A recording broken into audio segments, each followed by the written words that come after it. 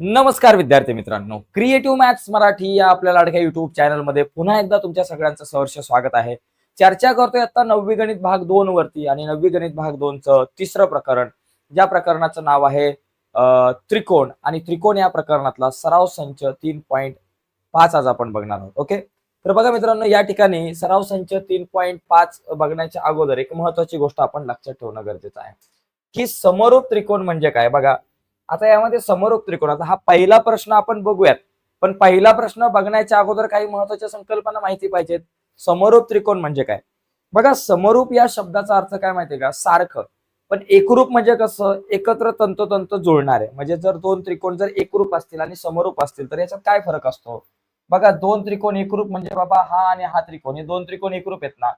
समजा एबीसी एकाचं नाव आहे आणि दुसरा त्रिकोण आहे पी क्यू आर. हे दोन त्रिकोण एकरूप आहेत. एकरूप आहेत म्हणजे ही बाजू जर 5 सेमी असेल ना, दुसरी पण 5 संगत बाजू. ही जर 6 असेल ना, तर त्याच्या पुढची संगत बाजू 6. आणि ही जर 7 असेल ना, तर त्याची संगत बाजू पण 7 सेमी असेल, 7 का एकक असेल, काय असेल. तर हे दोन त्रिकोण जर एकमेकांवर ठेवले तर ते तंतोतंत जुळतील.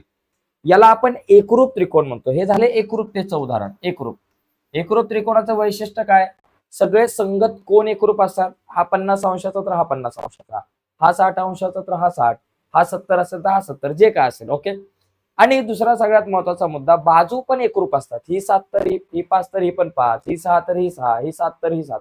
बाजू आणि कोण एकरूप असतात. हे झाले एकरूप त्रिकोणाच्या बाबतीत. आता समरूप त्रिकोणाच्या बाबतीत काय बाबा, समरूप त्रिकोण, आता हे दोन त्रिकोण एकरूप म्हटल्यावरती त्रिकोण ए बी सी, एकरूप त्रिकोण पी क्यू आर असं आपण लिहितो. असं बरोबर चिन्ह आणि त्याच्यावरती एकरूपतेचं चिन्ह आपण असं लिहितो. पण समरूप म्हणजे काय, आता बघा, हा त्रिकोण आणि हा त्रिकोण हे एकरूप आहेत का, नाहीये. ते एका एका वरती दुसरा ठेवला तर तो बसणार नाही. म्हणजे आता ताजमहल बघितला आणि ताजमहलची छोटी प्रतिकृती जी गिफ्ट देतो आपण, तर त्याच्यामध्ये फरक आहे, दिसायला सारखेच आहे. किंवा ताजमहलचा एक मोठा फोटो, किंवा घरामध्ये कधी कधी असतं बघा, फुलपाखरं लावलेले असतात. एक मोठं फुलपाखरू, एक छोटं, त्याच्यापेक्षा छोटं, त्याच्यापेक्षा छोटं. तर दिसायला सारखी आहेत पण ती एकरूप नाहीयेत. दिसायला सारखीच आहेत पण ती एकरूप नाही, ती समरूप आहेत असं आपण म्हणू शकतो. तसंच हे दोन त्रिकोण आता समरूप असतील. समरूप केव्हा असणार, समजा एबीसी त्रिकोण आहे, दुसरा समजा पी क्यू आर आहे. ओके, याचे संगत कोण एकरूप असतील. हा जर का 60 असेल तर हा पण 60, हा 70 असेल तर हा 70, हा 80 असेल तर हा 80. पण बाजू प्रमाणात असतात. म्हणजे उदाहरणार्थ समजा ही 5 आहे, ही 5 दुने 10 पकडा. ही समजा 6 आहे, ही 6 दुने 12 पकडा. ही 7 आहे, 7 दुने 14 पकडा. या सगळ्या बाजूंचं जे गुणोत्तर आहे ते सारखं असतं, म्हणजे एका प्रमाणात आहे. म्हणजे कसं, आता एबी छेद तुम्ही पी क्यू केलं, एबी छेद पी क्यू, एबी 5 आहे, पी क्यू 10 आहे. 5 एके 5, 5 दुने 10.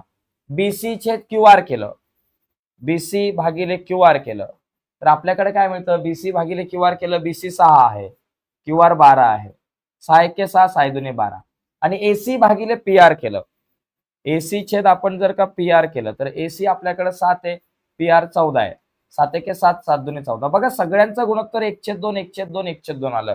म्हणजे हे दोन त्रिकोण समरूप असतील तर त्याचे संगत कोण एकरूप असतात आणि संगत बाजूंचं प्रमाण सारखं असतं. 1/2 असेल, 2/3 असेल, 4/5 असेल, जे काही असेल ते प्रमाण सारखं असेल. म्हणजे समरूप त्रिकोणाच्या संगत बाजू प्रमाणात असतात आणि संगत कोण एकरूप असतात. ओके, तर हा झाला एक फरक समरूप त्रिकोणांमध्ये आणि एकरूप त्रिकोणांमध्ये. आता बघा, त्रिकोण एक्स वाय झेड,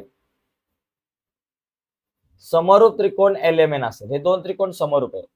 तर त्यांचे एकरूप असणारे संगत कोण आणि संगत बाजूले. आता कुठले कोण एकरूप असणार बघा, कोण एक्स ला एकरूप कोण कुठला आले असेल एल. त्याचबरोबर कोण वाय ला एकरूप कोण कुठला असणार आहे एम, मधल्याला मधला. आणि कोण झेड ला एकरूप कोण कुठला असणार आहे एन. एकदम सोपं आहे. एक्स ला एल, वाय ला एम, झेड ला एन. ओके, पहिल्याला पहिला, दुसऱ्याला दुसरा, तिसऱ्याला तिसरा. आणि इथं लिहायचं समरूप त्रिकोणाचे, समरूप त्रिकोणांचे संगत कोण. संगत कोण याला आपण म्हणू, संगत कोण. ओके, समरूप त्रिकोणाचे संगत कोण एकरूप असतात. आता बाजूंचा विचार केला तर बाजू एकरूप नसतात, एकरूप असतीलच असं नाही. तर त्या बाजू ज्या आहेत त्या एकमेकांना त्यांचं जे गुणोत्तर आहे बाजूंचं ते सारखं असतं. जसं की एक्स वाय भागिले एल एम, एक्स वाय छेद एल एम हे गुणोत्तर. त्याचबरोबर वाय झेड छेद एम एन, वाय झेड भागिले एम एन हे गुणोत्तर. आणि एक्स झेड भागिले एल एन, एक्स झेड भागिले एल एन हे गुणोत्तर सारखं असतं. इथं लिहायचं समरूप त्रिकोणांच्या संगत बाजू. हे मी शॉर्टकट मध्ये लिहिले, आपल्याला पूर्ण वाक्यात लिहायचं. जसं इथं समरूप त्रिकोणाचे संगत कोण होतं, तसं समरूप त्रिकोणाचे संगत बाजू सत्रिसंबा अशा प्रकारे आपण लिहू शकतो. तर अशा प्रकारे मित्रांनो हा पहिला प्रश्न खूप सोपा आहे, आला परीक्षेला तर हातातले मार्क आहे. पुढचा प्रश्न बघू. बघा पुढचा प्रश्न, त्रिकोण XYZ मध्ये XY 4 semi, YZ 6 semi, XZ 5 semi. जर त्रिकोण XYZ समरूप त्रिकोण PQR असेल आणि PQ बरोबर 8 सेमी असेल तर त्रिकोण PQR च्या उरलेल्या बाजू काढा. बघा इथं मला काय दिलंय, त्रिकोण XYZ समरूप त्रिकोण PQR, दोन त्रिकोण समरूप आहेत.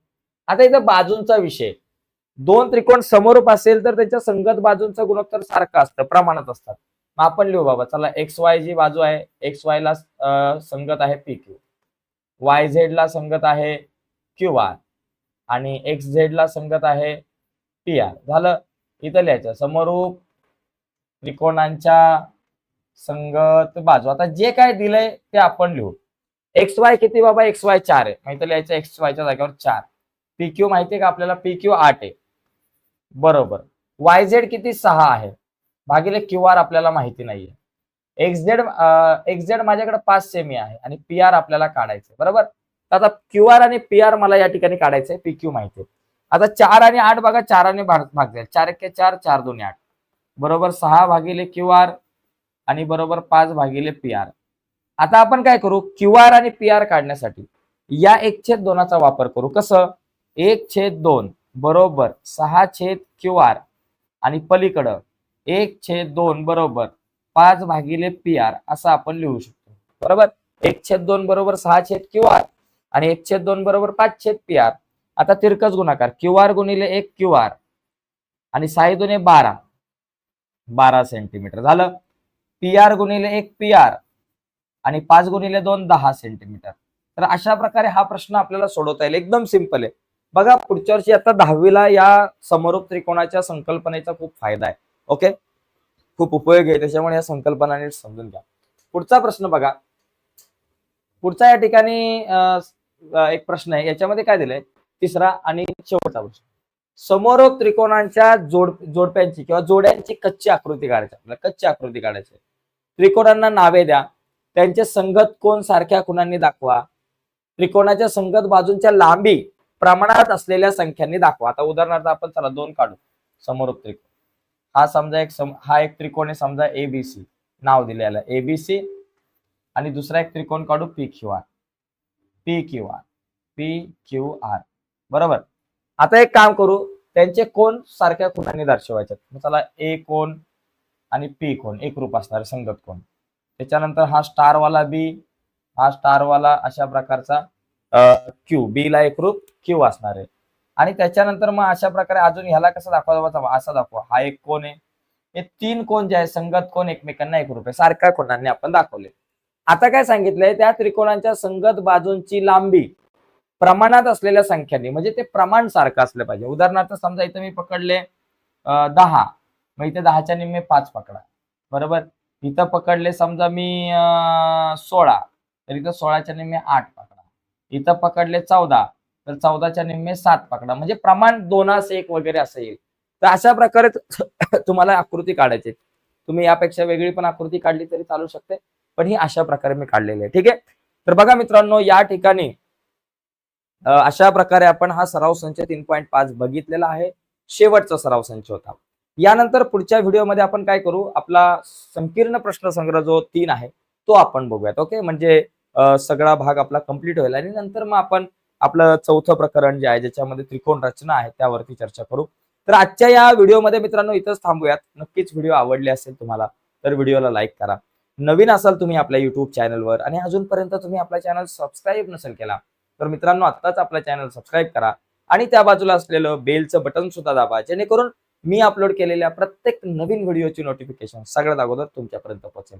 बाय मित्रांनो, धन्यवाद सर्वांना.